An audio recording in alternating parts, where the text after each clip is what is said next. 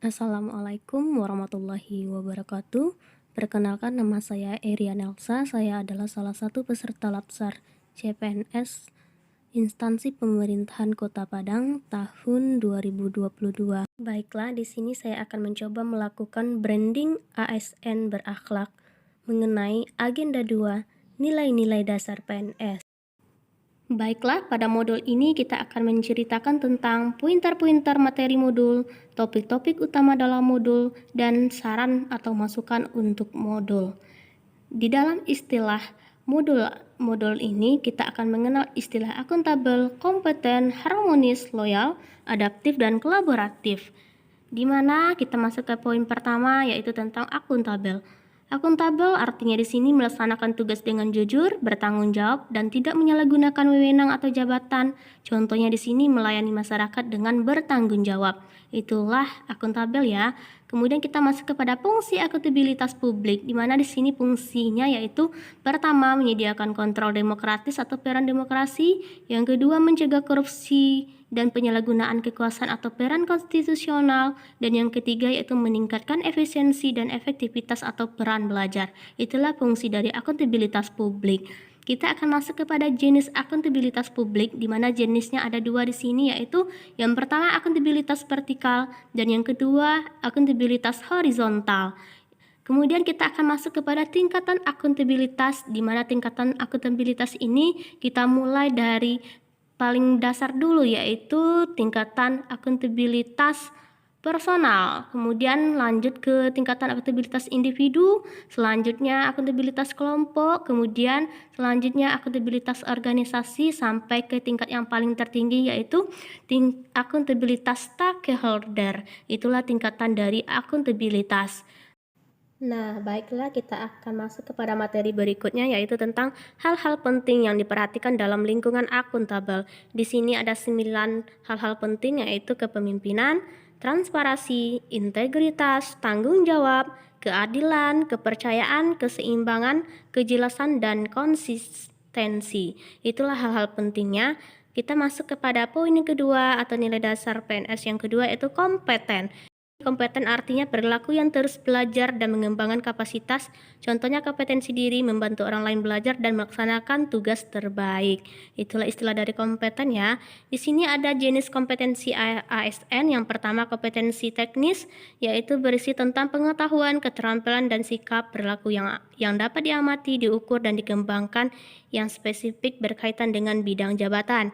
Yang kedua kompetensi manajerial, berisi tentang pengetahuan, keterampilan, dan sikap perilaku yang dapat diamati, diukur, dikembangkan untuk memimpin atau mengelola unit organisasi. Yang ketiga yaitu kompetensi sosial kultural, di mana berisi tentang pengetahuan, keterampilan, sikap, perilaku yang diamati, diukur, dan dikembangkan terkait dengan pengalaman berinteraksi dengan masyarakat sesuai dengan peran, fungsi, dan jabatannya. Itulah jenis kompetensi ASN yang perlu kita pahami dan kita terapkan di dalam kehidupan sehari-hari. Kita akan masuk kepada cara berkinerja yang berakhlak. ASN dituntut sebagai seseorang yang profesional dengan kualifikasi, kompetensi, dan kinerja. ASN juga beretika profesi sebagai pelayan publik, kemudian perilakunya juga beretika profesional secara operasional, tunduk pada perilaku berakhlak. Kemudian kita lanjut kepada cara meningkatkan kompetensi diri. Ada 5 di sini. Yang pertama, meningkatkan kompetensi diri untuk menjawab tantangan yang selalu berubah. Kedua, pendekatan pengembangan mandiri. Ketiga, perilaku lain ASN pembelajar. Yang keempat, sumber pembelajaran memanfaatkan sumber keahlian. Yang kelima, pengetahuan yang juga dihasilkan oleh jejaringan informasi. Itulah cara meningkatkan kompetensi diri kita sebagai seorang ASN. Kita masuk kepada poin selanjutnya, yaitu tentang harmonis. Harmonis artinya di sini yaitu saling peduli dan menghargai perbedaan. Contohnya di sini menghargai latar belakang setiap orang yang berbeda, saling tolong-menolong, dan membangun lingkungan kerja yang kondusif. Itulah arti dari maksud dari harmonis itu sendiri. Kita akan masuk kepada etika publik ASN di dalam mewujudkan suasana harmonis. Yang pertama, pelayanan publik yang berkualitas dan relevan.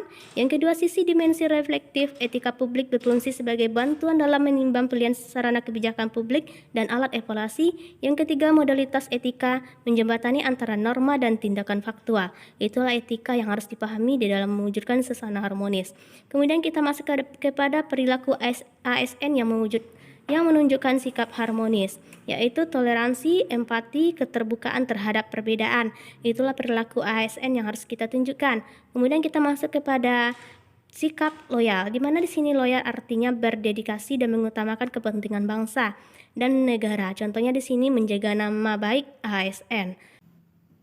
Kita akan masuk kepada nilai-nilai yang terkandung di dalam loyal ini. Yang pertama, memegang teguh ideologi Pancasila, Undang-Undang Dasar 1945, setia kepada NKRI serta pemerintah yang sah. Yang kedua, menjaga nama baik sesama ASN, pimpinan instansi dan negara. Dan yang ketiga, menjaga rahasia jabatan dan negara. Itulah nilai-nilai dasar PNS yang terkandung di dalam nilai dasar loyal. Materi selanjutnya yaitu cara membangun loyal dalam organisasi. Yang pertama, membangun rasa kecintaan dan memiliki. Yang kedua, meningkatkan kesejahteraan. Yang ketiga, memenuhi kebutuhan rohani. Yang keempat, memberikan kesempatan peningkatan karir. Yang kelima, melakukan evaluasi secara berkala. Itulah cara membangun loyal ya. Kita masuk kepada poin adaptif. Adaptif artinya di sini yaitu berorientasi dan antusias dalam menggerakkan ataupun menghadapi perubahan dengan selalu berinovasi. Contohnya cepat menyesuaikan diri menghadapi perubahan. Itulah yang dikatakan dengan adaptif. Kita akan masuk kepada materi berikutnya yaitu tentang adaptif sebagai nilai dan budaya ASN. Artinya di sini budaya ASN merupakan kampanye untuk membangun karakter adaptif pada diri ASN sebagai individu yang menggerakkan organisasi untuk mencapai sebuah tujuan. Nah, kemudian kita masuk kepada tantangan dan cara menghadapi individu dan organisasi adaptif. Yang pertama yaitu dengan cara menghadapi visionnya, kita hadapi understandingnya, kita hadapi clarity-nya, kita hadapi agility-nya. Kemudian kita akan lanjut tentang poin bagaimana berkolaboratif. Kalau kolaboratif artinya di sini yaitu membangun kerjasama yang bersinergis. Contohnya terbuka dan bekerja sama dan menghasilkan kinerja yang maksimal. Itulah yang dikatakan dengan kolaboratif. Kemudian kita masuk kepada panduan perilaku kolaboratif, di mana panduannya ada 7. Yang pertama, perubahan sebagai sesuatu yang alami dan perlu terjadi. Kedua, aset berharga dan membutuhkan upaya yang diberlakukan untuk terus menghormati pekerjaan. Ketiga, memberikan perhatian yang adil. Keempat, pendapat yang berbeda didorong dan didukung. Kelima, masalah dalam organisasi dibahas secara transparan. Keenam, kolaborasi dan kerjasama tim antar divisi didorong. Yang ketujuh, memiliki kesadaran terhadap kualitas layanan yang diberikan. Adapun topik-topik utama dalam pembelajaran modul ini yaitu bagaimana cara seorang ASN dapat mengaplikasikan materi pada modul ini dalam kehidupan sehari-hari baik dalam dunia kerja maupun dalam masyarakat sehingga menciptakan ASN yang berakhlak yaitu berorientasi pelayanan, akuntabel, kompeten, harmonis, loyal, adaptif, dan kolaboratif. Itulah topik-topik utama yang dipelajari dalam modul tersebut. Kemudian saran atau masukan untuk penyempurnaan modul ini yaitu modul ini diberikan dalam bentuk file saja sehingga sangat menyulitkan para peserta untuk melaksanakan pembelajaran. Ada bagusnya atau lebih baiknya file ini dijadikan bentuk buku sehingga memudahkan peserta memahami dengan jelas modul atau materi yang diberikan. Contoh penerapan ASN berakhlak ini yaitu pertama, berorientasi pelayanan masyarakat. Di sini kita berusaha memberikan pelayanan terbaik terhadap masyarakat.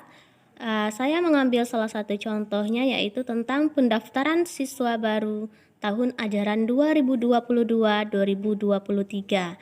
Di sini terlihat dari video ini kita memberikan pelayanan terbaik. Bagaimana cara orang tua bisa melakukan pendaftaran siswa baru. Nah, itulah bagaimana kita memberikan pelayanan terbaik kepada masyarakat. Contoh kedua nilai ASN berakhlak yaitu akuntabel. Di sini akuntabel artinya kita bertugas dengan jujur, bertanggung jawab dan tidak menyalahkan wewenang atau jabatan. Di sini saya contohkan datang tepat waktu dan bekerja melaksanakan tugas. ASN berakhlak selanjutnya yaitu kompeten. Di sini kompeten artinya perilaku yang terus belajar dan mengembangkan kapasitas. Saya mencontohkan di sini bagaimana cara kita membantu orang lain untuk belajar. Di sini ada contoh mengajarkan teman sejawat bagaimana cara tata pendaftaran online. Selanjutnya harmonis. Harmonis artinya saling peduli dan menghargai perbedaan.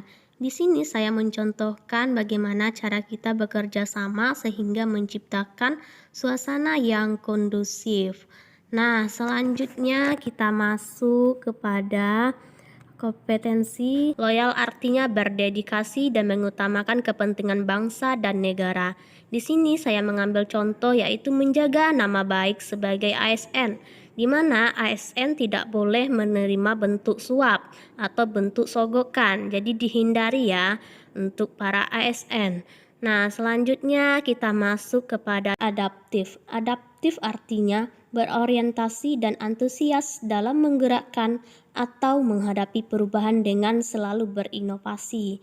Contohnya di sini cepat menyesuaikan diri menghadapi perubahan. Di mana di sini saya contohkan bagaimana saya melakukan tugas-tugas administrasi perangkat pembelajaran di mana saya dituntut untuk menggunakan teknologi dalam pembuatan perangkat pembelajaran ini agar mempermudah suatu pekerjaan yang saya lakukan. ASN berakhlak yang terakhir yaitu kolaboratif. Kolaboratif artinya di sini membangun kerjasama yang bersinergis. Contohnya terbuka, bekerjasama, dan menghasilkan kinerja yang maksimal. Di sini, di dalam pengambilan contoh kolaboratif ini memperlihatkan sebuah aksi kerjasama antara seorang guru dengan kepala sekolah, di mana di sini kita saling bekerja sama dalam pembuatan pelaporan rancangan pelaporan BOS. Sekian dan terima kasih.